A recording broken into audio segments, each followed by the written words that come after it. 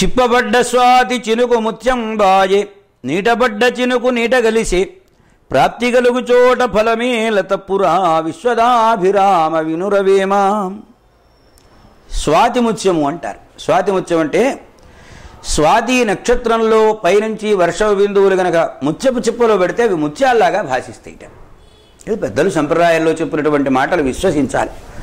సముద్రంలో పడితే కాస్త ఉప్పు నీరు అయిపోతుంది. స్వాతి చిప్పలో ముత్యంలో పడితే, ఆలు చిప్పలో పెడితే అది కాస్త ముత్యం అవుతుంది. సముద్రంలో పడితే ఉప్పు నీరు అవుతుంది. గంగలో పెడితే గంగ నీరు అవుతుంది. మురుక్కాలంలో పెడితే మురుగు నీరు అవుతుంది. వర్షం కురవడం సమానమే అన్ని చోట్ల, కానీ పడినటువంటి స్థానాన్ని బట్టి దానికి విలువ పెరుగుతుంది అనేటువంటి దాన్ని. నీకు ప్రాప్తి ఉన్నదా ఫలం తప్పనిసరిగా వస్తుంది. ప్రాప్తం లేదా నీవు ఎంత కోరుకున్నా అది రానే రాదబ్బాయి.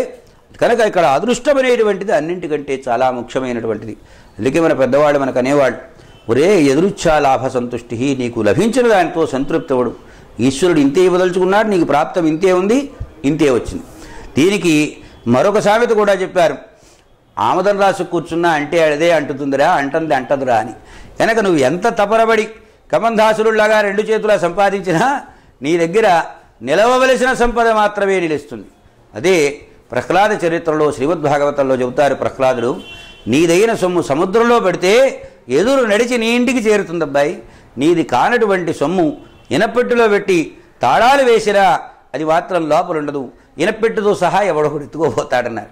ప్రాప్తం ఉన్నది నీ దగ్గరికి లభించక మానదు, ప్రాప్తం లేనిది నువ్వెంత ప్రయత్నం చేసినా నీ దగ్గరకు రాదు సుమా అనేటువంటి ఒక లౌకిక రీతి నీతి, దానిని చక్కగా వేమన మహాకవి మనకు అందించారు.